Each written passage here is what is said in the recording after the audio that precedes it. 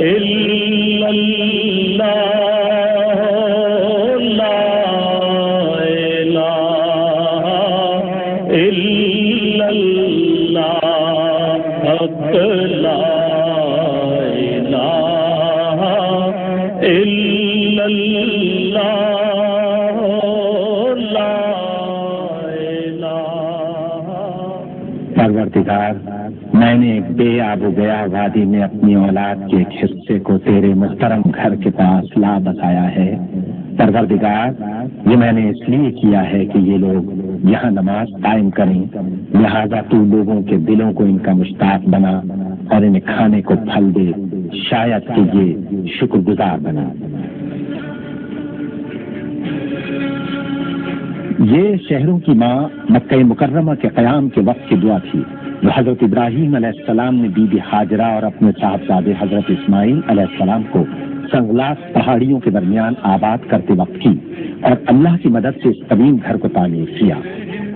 وہ اللہ کے گھر کی تعمیر کے ساتھ ساتھ پورے ایمان اور اخلاص کے ساتھ اپنے زبردست خالق سے دعا کرتے جاتے تھے کہ زندگی سے آری اس لقدت صحرا کو ایسا مرکز بنا دے جہاں انسانوں کے دل اللہ کی یاد سے معمور رہیں.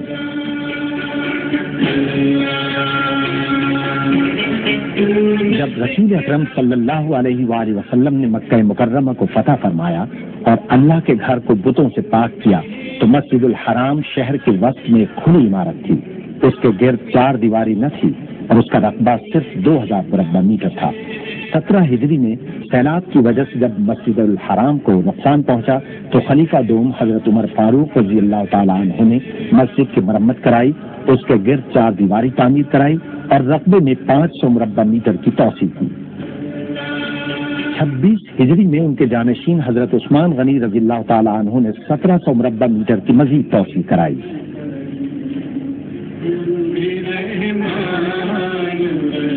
مسجد حرام کی 4 دیواری میں توسیع سن 65 ہجری میں حضرت عبداللہ بن زبیر رضی اللہ تعالیٰ عنہ نے کرائی، جس کے نتیجے میں اس کا رقبہ 3300 مربع میٹر ہوا.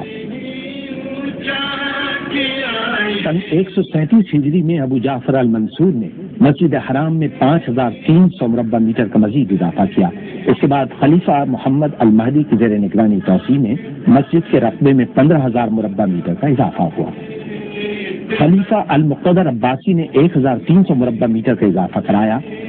سن 306 ہجری میں خلیفہ المقتدر عباسی نے 950 مربع میٹر کے داخلے کے راستے تعمیر کرائے، جس کے نتیجے میں مسجد حرام کا مجموعی رقبہ 30200 مربع میٹر ہو گیا،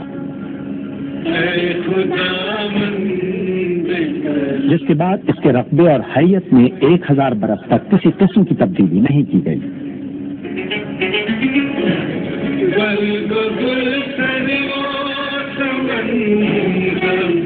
سعودی مملکت کے بانی شاہ عبدالعزیز السعود نے 1000 سال کے طویل وقفے کے بعد پہلی مرتبہ مسجد الحرام میں توسیع کرائی.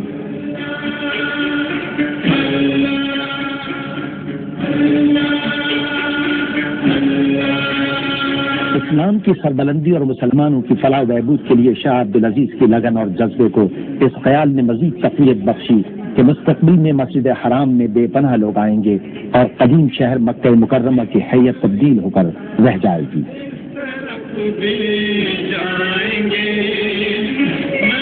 مسجد الحرام اور اطراف کے شہر کو تبدیل کر ڈالنے کے لیے شاہ عبدالعزیز کی زیر نگرانی توسیع 4 ربیع الثانی سن 1375 ہجری کو شروع ہوئی. مسا یعنی صفا و مروہ کے درمیان سعی کے راستے کی تعمیر سے اس کا آغاز ہوا. یہ مقدس راستہ بی بی ہاجرہ علیہ السلام کے نقش قدم پر کوہ صفا اور مروہ کے درمیان ہے. اس راستے کو مسجد میں شامل کرنے کا فیصلہ کیا گیا. چنانچہ شہر کے بعض حصے مسجد میں شامل ہونا تھے. حاجیوں اور دیگر عبادت گزاروں کو صفا اور مروہ کی سعی کھلے آسمان کے نیچے کرنا پڑتی تھی. انہیں صحرا کی شدید گرمی، ریت اور بازار کی رکاوٹوں کا سامنا کرنا پڑتا تھا. اس طرح توسیع کے کام کے پہلے مرحلے میں مسا کو مسجد الحرام میں شامل کر لیا گیا.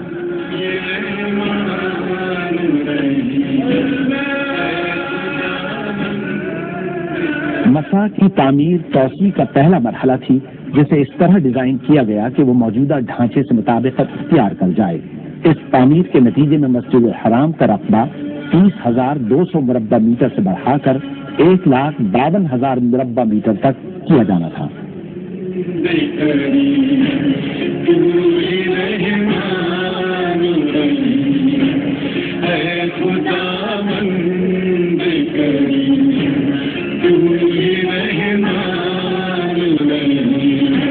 مسجد الحرام کی توسیع کا کام 20 سال سے زائد عرصے تک جاری رہا۔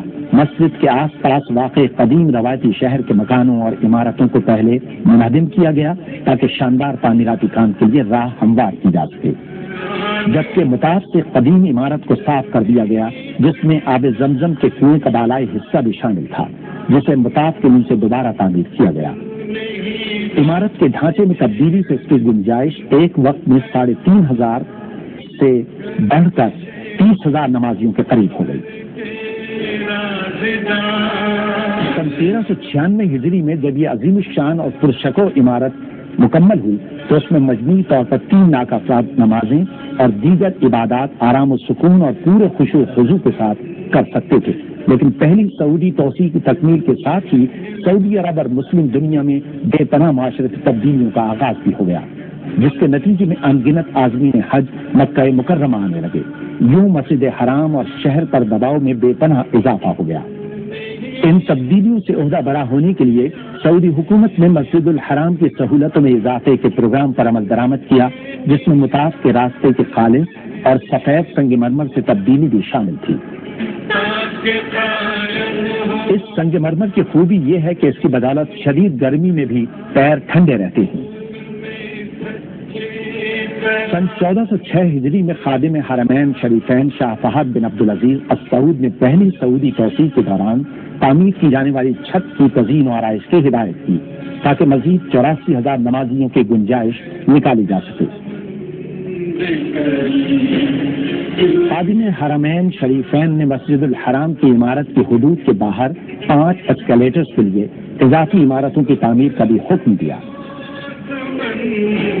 اس ڈھانچے کو، جن میں سے ہر ایک 375 مربع میٹر رقبے کا ہے، رش کے زمانے میں عام سیڑھیوں کے علاوہ چھت پر آنے جانے کے لیے اضافی سہولت کی فراہمی کے لیے تعمیر کیا گیا تھا۔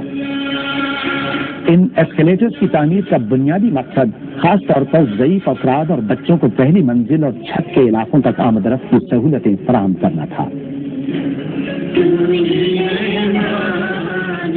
اسٹین لیس اسٹیل کے اسکیلیٹرز کی روایتی عرب طرز تعمیر کے مطابق تزئین و آرائش کی گئی، ان میں ہر گھنٹے 15,000 افراد کے اوپر آنے جانے کی گنجائش ہے۔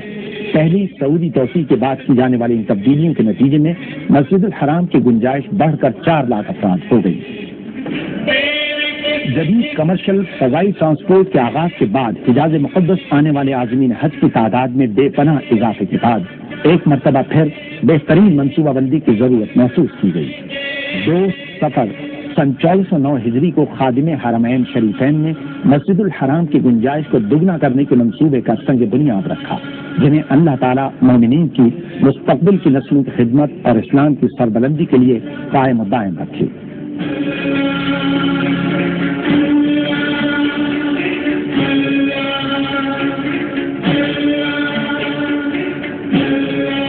خادم حرمین شریفین کے توسیع منصوبے کے نتیجے میں تہخانوں، سطح زمین اور پہلی منزل کا رقبہ 76,000 مربع میٹر ہونا تھا، جس کے مطابق مسجد میں مزید 1,70,000 نمازیوں کی گنجائش ہو جاتی۔ مسجد الحرام کی توسیع کے منصوبے کا آغاز المسا کے علاقے سے ہوا، جو 86,800 مربع میٹر کے مجموعی رقبے کا احاطہ کرتا ہے۔ اس سے مسجد الحرام کمپلیکس کی گنجائش 3 لاکھ نمازیوں سے بڑھ کر 7 لاکھ ہو گئی ہے۔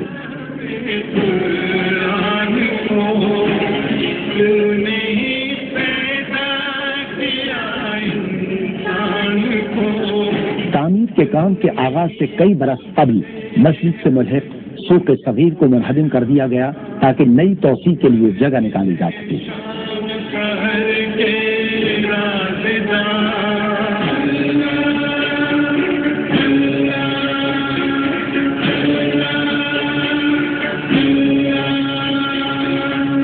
سن 1409 ہجری میں یہ پورا علاقہ بھرپور تعمیراتی سرگرمیوں کا مرکز بن گیا، کیونکہ تعمیراتی کام تیزی کے ساتھ جاری تھا۔